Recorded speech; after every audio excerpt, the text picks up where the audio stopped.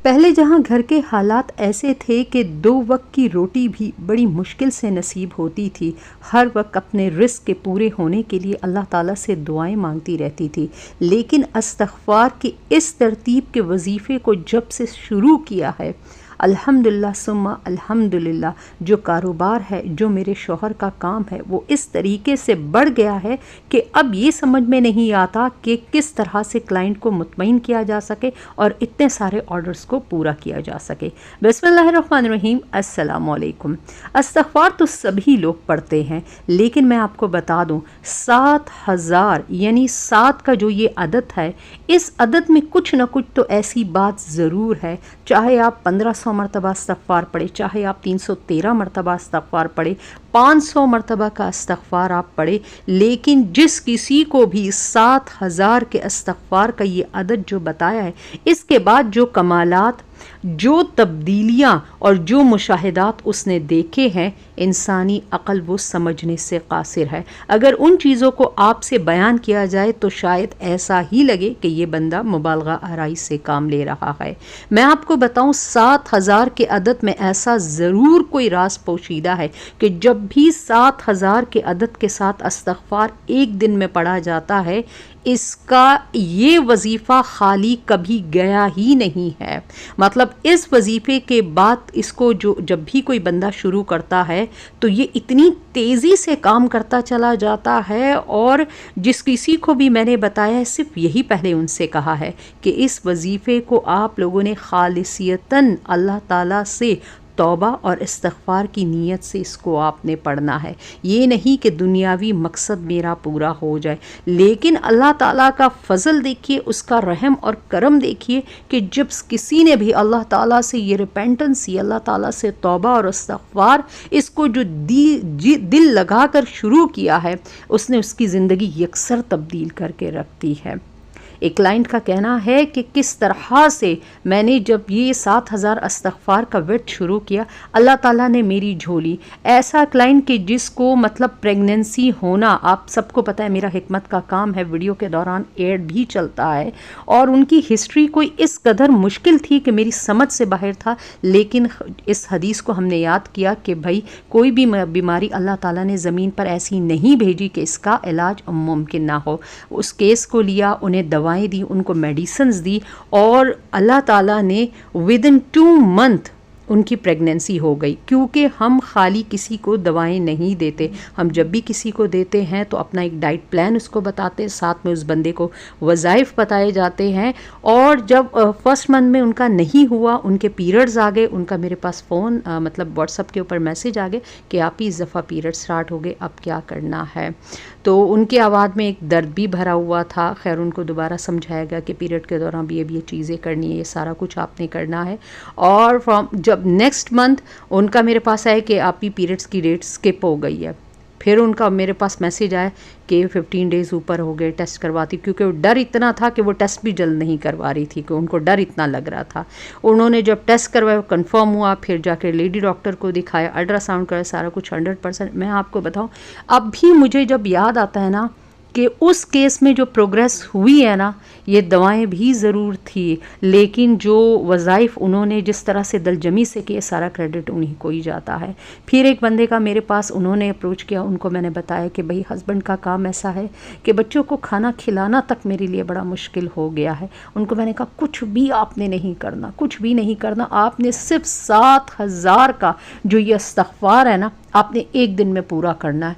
और वो खुदा की बंदी, उसको तलब थी ना, उसको लगन थी ना, वो फजर की नमाज में इतना पहले उठती थी ना कि लोगों के उठने से पहले वो अपना 7000 मुकम्मल कर चुकी थी। वो जिसको लगन होती है ना, जिसको तड़प होती है, अब उसको तो पता था कि मेरे तो माशी हालात ऐसे है कि ये तो मुकम्मल जो है ना मुझे ख़त्म करता चला जा रहा है।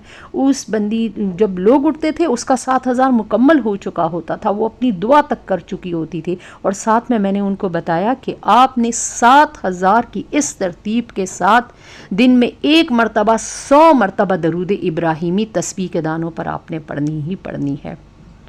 और जो चेंजेस थे, मतलब वो बंदा भी ऐसा है कि जिसने ये बात मुझे बताई है कि ऐसा तो मैं कह ही नहीं सकती हूँ कि यार ये बंदा झूठ बोल रहा है, कि काम इतना अब हो गया है कि अब मेरे हस्बैंड के संभालने का नहीं है कि वो किस तरह से इसको पूरा करे, इन ऑर्डर्स को, इन माल को। कहा कि इतनी है जो है ना वो आ गई थी कि अपनी गाड़ी तक बेचने का फ़ैसला कर दिया था कि इसको बेच देते हैं ताकि जो है ना मामलात जो है ना वो थोड़े से चल सके हमारे। तो अल्लाह ताला ने गाड़ी को भी सलामत रखा और अल्लाह ताला ने काम को भी आगे से चला दिया। मैं आपको बताऊं कि किसी भी शक में, किसी भी तज़बज़ब में आपने नहीं रहना, सिर्फ वो एहतियातें आपने लाजिम रखनी है जो इससे पहले वाली वीडियो मैंने आपसे शेयर की है। मैं आपके साथ वो जो कि ये जो गलतियां हैं, इन गलतियों को आप दुरुस्त कर ले तो आपका इस्तग़फ़ार भी आपके लिए बेहतर होना स्टार्ट हो जाएगा। मैं आपके लिए एंड स्क्रीन कर वो वीडियो भी लगा दूंगी, आप उसको भी देख लीजिए जिन्होंने उसको नहीं देखा। क्योंकि जब तक अगर हमारी ज़िंदगियों में यही बुनियादी गलतियाँ मौजूद है तो चाहे फिर हम कितना ही इस्तग़फ़ार क्यों ना कर लें, हम दूसरों का हक मार रहे हैं, झूठ बोल रहे हैं, बेहयाई के साथ इस किस्म की ज़िंदगी गफलत की गुजार रहे हैं, तो यार करम की नज़र और फ़ज़ल अल्लाह ताला का, तो यार ये कैसे हो सकता है कि यहाँ हम तौबा भी किए जा रहे हो, मुसलसल गुनाहों के साथ भी हम जुड़े हुए। तो थोड़ा बहुत हमें अपनी ज़िंदगी को तब्दील करना होगा। और ये जो 7,000 का इस्तग़फ़ार है, आपने जैसे ही इसको शुरू करना है, यकीन जाने आप इसको जितनी भी सेटिंग में करना चाहते हैं अपनी सहूलत के लिहाज से, क्योंकि कुछ लोग कंबाइंड फैमिली सिस्टम से ताल्लुक़ रखते हैं, कुछ ऐसे लोग हैं जिनके साथ छोटे छोटे बच्चों का साथ है, या ऐसी है जो वर्किंग लेडीज़ है, कहीं जाकर काम करती है, तो मैं आपको मुश्किल में हरगिज़ नहीं डालूँगी। आप इसे तोड़ कर लीजिए, 2-3 सिटिंग में कर लीजिए, 4 सिटिंग में, 5 सिटिंग में कर लीजिए, जिस तरह से आपको सहूलत आसानी हो। आपने अव्वल आखिर 11-11 मरतबा दरूद शरीफ पढ़नी है और 7,000 के जो ये इस्तिग़फ़ार का विर्द है, ये इस नीयत से आपने पढ़नी कि अल्लाह ताला मेरे गुनाहों की आप मुझे माफ़ी दे दे। मैंने जाने अनजाने में जो भी कुछ किया, जो मेरी आँखों से सरज़द हुआ, जो मेरे कानों से सरज़द हुआ, जो मेरी ज़बान से सरज़द हुआ, जो मेरे हाथों और पाँव से सरज़द हुआ, अल्लाह ताला मैं आपने वजूद के हर उज़ू की आपसे माफ़ी मांगती हूँ। और अल्लाह ताला आप तौफ़ीक अता फ़रमा दीजिए कि जो तौबा मैं आपसे कर रही हूँ, जो इस्तग़फ़ार मैं कर रही हूँ, इसके ऊपर मुझे साबित कदमी से आप रहने दीजिएगा। मेरा दिल गुनाहों से आप उचाट कर दीजिए और मुझे अपनी तरफ माइल कर दीजिए और अपना क़ुर्ब मुझे अता कर दीजिए। आपने अल्लाह ताला से ये दुआ ज़रूर करनी, क्योंकि हिदायत मिन जानिब अल्लाह होती है, ये कोई हम अपनी प्रैक्टिस से हासिल नहीं कर सकता। अल्लाह ताला जिसे चाहे हिदायत की ब्लेसिंग से नवाज़ देता है। बस इस्तग़फ़ार की जो तरतीब आपके साथ शेयर की है कि आपने 7,000 इस्तग़फ़ार सिर्फ सच्चे दिल से इस नीयत से करनी कि अल्लाह ताला आप मुझे मेरे गुनाहों की बख्शिश और माफ़ी दे दीजिए, और दिन में 100 मरतबा दरूद इब्राहिमी तस्बीह के दानों पर लाजिम उसके साथ पढ़नी ही पढ़नी है आपने।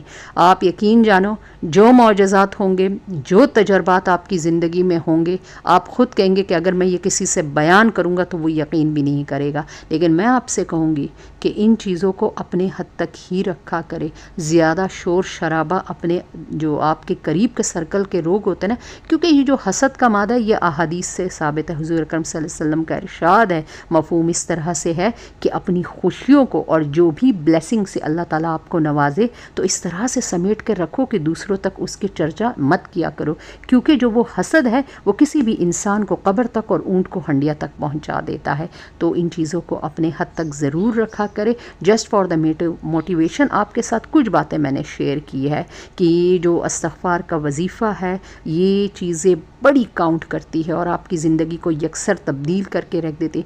अब तमाम बहनें से मैं गुजारिश करूँगी कि अपने सतर, हया और पर्दे का ख्याल रखें, अपने बालों को, अपने जिस्म को दूसरों मर्दों की नज़रों से ढक कर छुपा कर रखें, ताकि अल्लाह ताला का फ़ज़ल सबसे पहले आपके ऊपर बनना तो शुरू करे ना। क्योंकि हमारा तो मोस्टली आजकल का लिबास भी ऐसा हो गया, पाइंचे औरतों के ऊपर हो गए हैं, मर्दों के नीचे हो गए हैं, और ओढ़नियाँ जो चादरें हैं वो नेट के दुपट्टों में तब्दील हो गई हैं। और अल्लाह ताला जो है ना हिदायत नसीब करे, ये जो टेक्सटाइल की इंडस्ट्रीज़ है इस किस्म के दुपट्टे बना रही, मैं तो समझ में ही नहीं आता कि ये इनमें तो छुपाने का कोई आंसर नहीं है। हाँ, अगर ये कोई ऑर्नामेंटल या डेकोरेशन डेकोरेशन के तौर पर लिया जा रहा है तो कोई और चीज़ है, बाकी दुपट्टे का मकसद उससे पूरा नहीं हो रहा। जो भी सूट और लिबास ख़रीदे तो इस बात का ख्याल रखा करे कि जो दुपट्टे चादरें वो बड़ी होनी चाहिए, वो आपके जिस्म को ढक सके और अपने पर्दे का ख्याल रखा करे, क्योंकि अगर हम अल्लाह के हुक्मों के ख़िलाफ़ ऐलान जंग ख़ुद शुरू कर देंगे तो फिर आप बताएं कि फ़ज़ल कहाँ से होगा, रहम कहाँ से होगा, अल्लाह ताला की ब्लेसिंग कहाँ से हमारे ऊपर आएगी।